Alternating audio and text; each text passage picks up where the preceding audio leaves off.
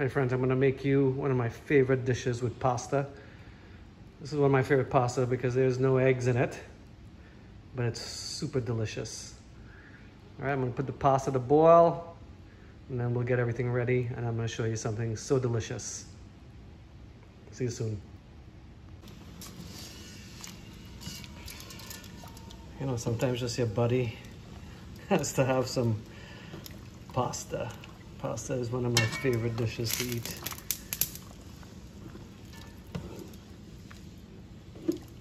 All right, we're gonna let this boil and then we'll get everything else together and get ready for some deliciousness. All right, pasta is done cooking. Just make sure you always cool down your pasta if you're not gonna cook it right away or eat it right away. Because you don't want it to overcook while it's cooling down. Then you'll have mush pasta. I like mine a little al dente.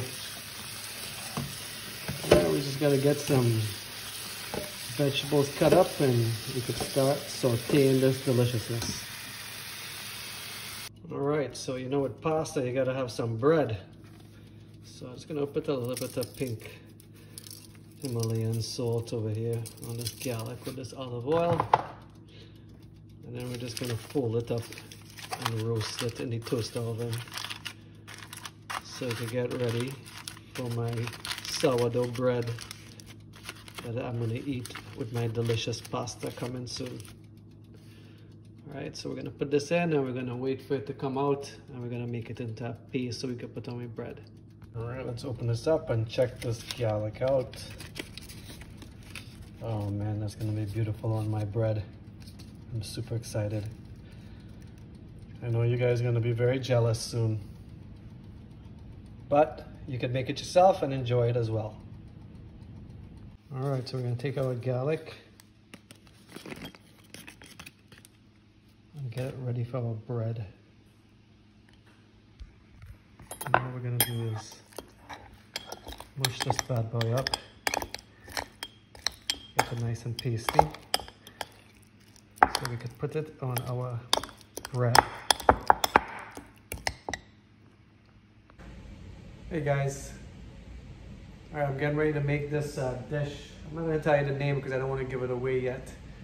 We're gonna start chopping up some of these vegetables. All we have here is, we got the pastas already cooked. We got some delicious vine ripe tomatoes. We have our garlic. We have some fresh basil here. And then I love mushrooms, so we're gonna add some mushrooms to it too. I don't usually add mushrooms, but there's some good benefits of eating mushrooms. So we're gonna get started here in producing this. I like to squish my garlic first before I start chopping it up and get it, because I feel like you get all those nice juices out of the garlic before you chop it up. So when you start to saute it, it just smells amazing, you know? The other thing I like to do when I'm cutting stuff on the cutting board is try to get most of the dry ingredients cut first. Because when you get those tomatoes all chopped up and wet, everything tends to stick to the cutting board, you know. If you want to learn how to use a knife like this, just have to make sure your fingers are not in the blade.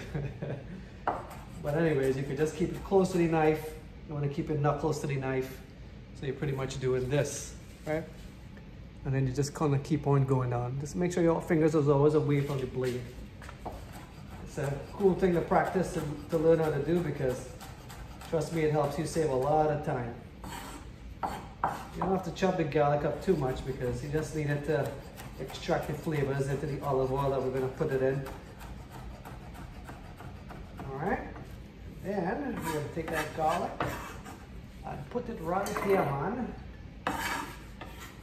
Like so. Then we're going to get some basil.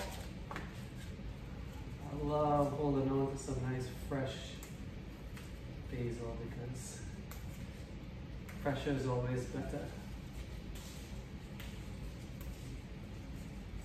And you get to water it and watch it grow. And give you some more leaves. And as usual, when you put it in the fridge, it ends up drying up. And then you have to throw it away if you don't use it. But here, you could water it and use it as you go. Right, the basil as well, you don't need to chop up too much. I like some nice thick pieces of green to show in the pasta. Gives it some nice character. And we'll get these delicious looking tomatoes that smell amazing. The smell from these tomatoes are just explosive. So that means the flavor is going to be explosive. It almost brings you back to when you go to Italy, right? Sardinia, for example. You know, it's one of the blue zones on the planet, and a blue zone is where, you know, people just live over 100 years old. There was a study about blue zones.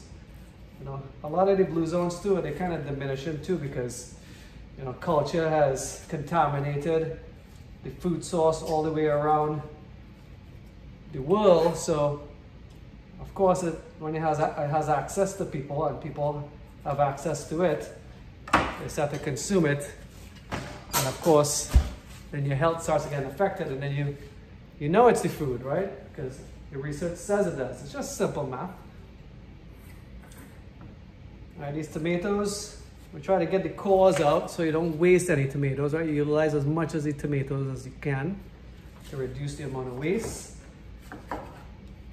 And even if you have any waste, the best thing to do is have a garden outside and use that waste as compost.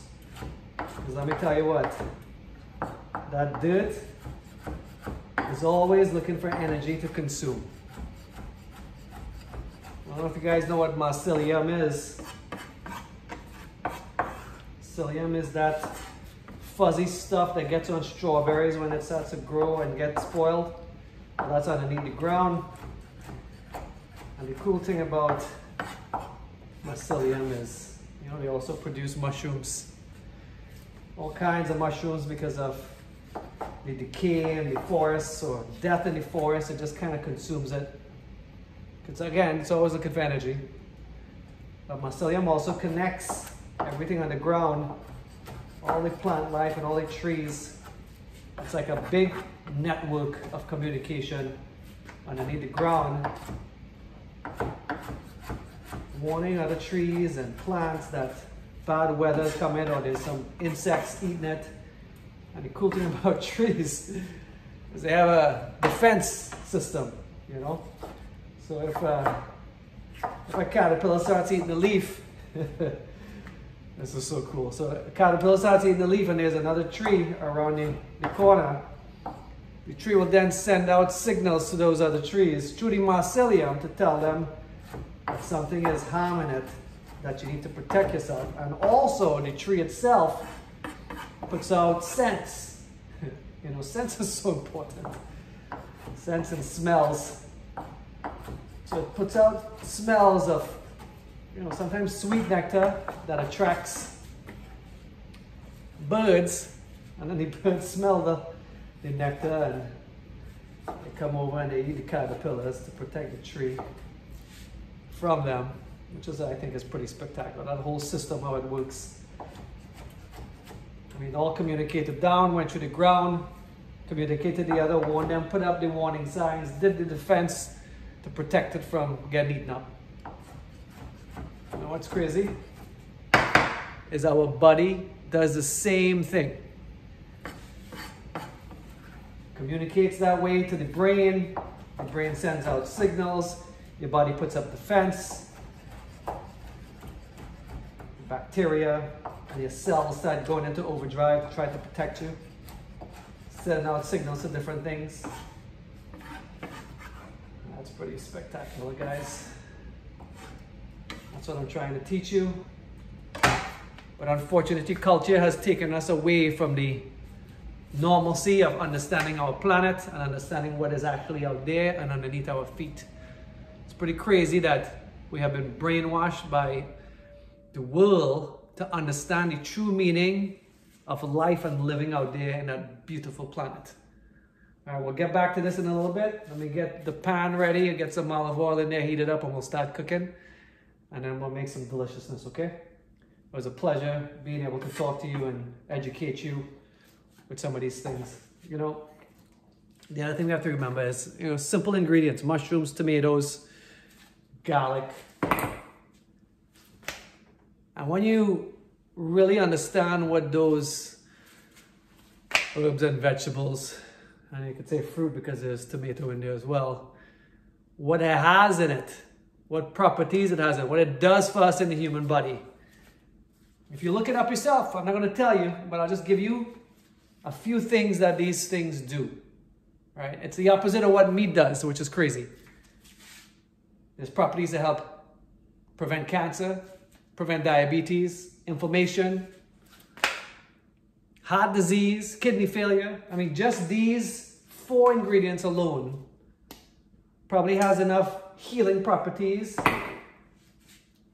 than months worth of medicine that really destroys the bacteria in your body that you need to prevent you from getting sick in the first place.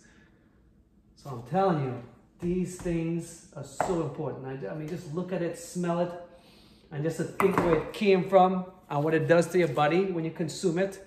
And when it looks good and smells good and tastes good and you consume it, what it does for us, it's very, very amazing. It's too cool and too amazing not to do and not to eat versus having to, really kill something to try to feed ourselves. And again, the only thing that we need is that glucose that gives us the energy that we need so we could drive our bodies to the next level. All right, we'll see you soon.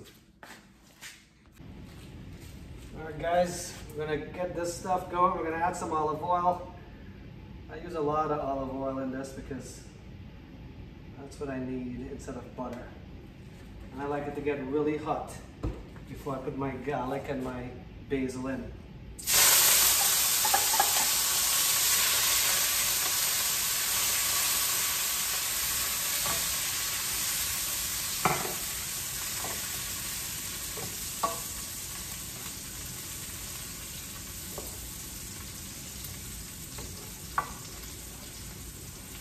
I just believe that when the oil is really hot, it really extracts that deliciousness from the garlic and the basil. Before you add your tomatoes and your mushrooms, all those flavors are going to get intertwined with the mushrooms and the tomatoes, and then it becomes something really special. All right, not too long, because remember the oil is very hot. You don't want to get the garlic too dark and burn it. So now you can add the tomatoes.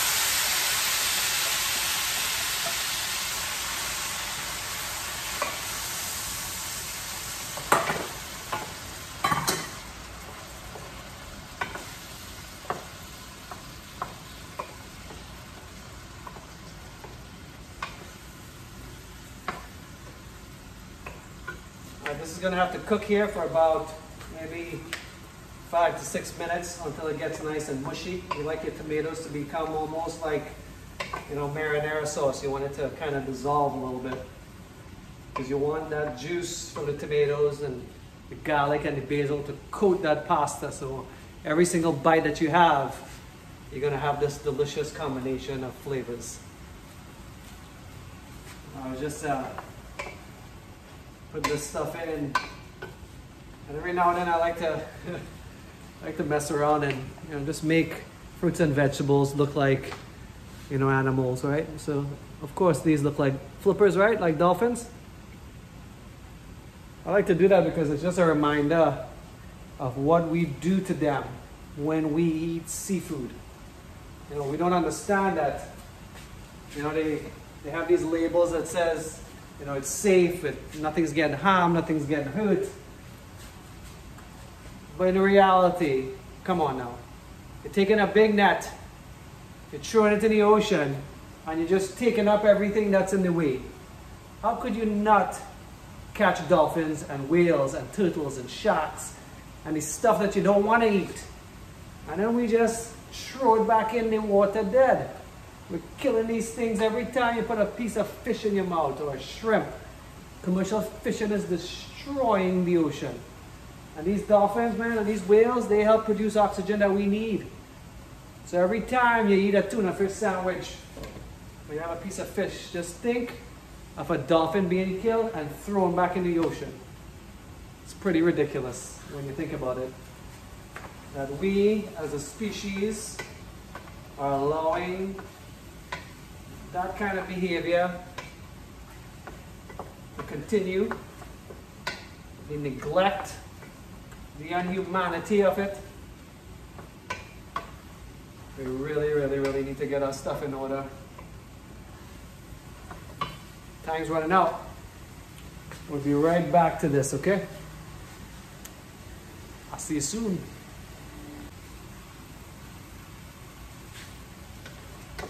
Alright, it's starting to look real good. It's starting to get nice and mushy. I'll show you what I'm talking about. See how that looks? We're almost there, maybe a few more minutes. But before that, we're gonna add some of this. It's called hot chili pepper. It's a salt. The cool thing about this salt is my friend Bev went to Israel, and this is the gift she brought me back. It has a little bit of red pepper flakes in it, which I like a little spiciness in my stuff. Probably gonna put about maybe, let's see, that's probably about a good teaspoon right there into this mix.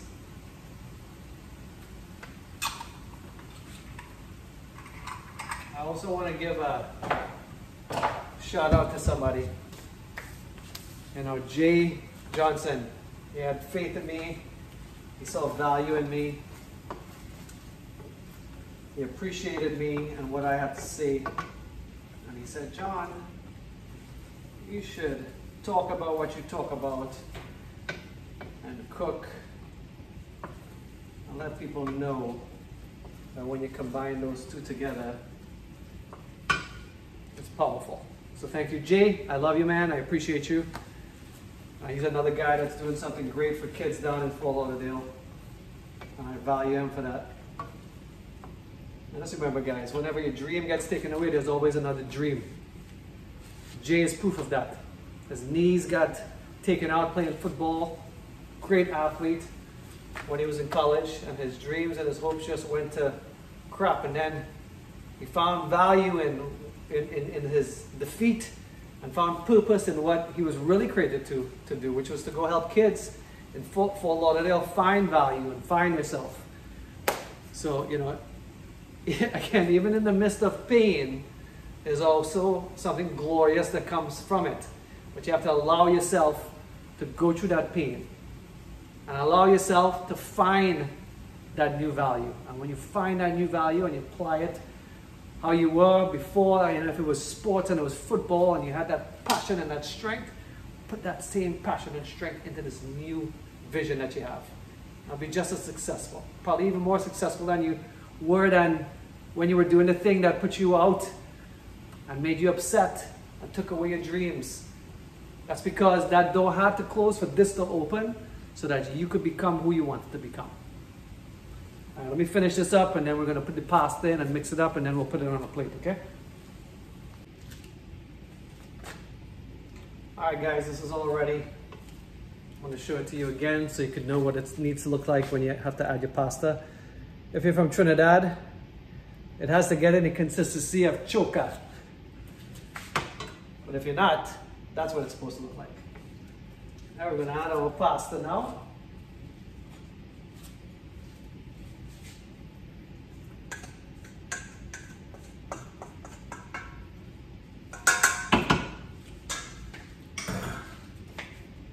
You definitely want to use some tongs. It's a lot easier than the spoon. You can turn your stove off now. This is enough heat to get your pasta nice and hot.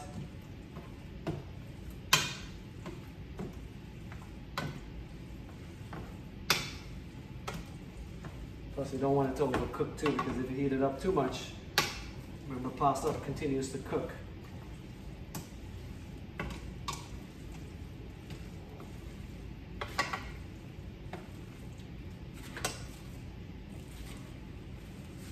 See that color? See how that tomato just consumes it? Almost like a fresh marinara sauce. But kind of, but not the same. Trust me. All right. I'm gonna get this on a plate, make it look sexy for you. And then you're gonna look at it with your eyes and eat it with your mind, because you're not gonna be here to eat it, all right? Give me a sec. All right, guys, we have our finished product. Did the sourdough bread with that roasted garlic. Chopped up a little bit more basil, because you know you gotta have some green. And of course, with having a beautiful plant around, you also have a nice garnish. And this is what tomato basil pasta. I'll take another photo of it on a different angle so you guys could see it with a little bit better light.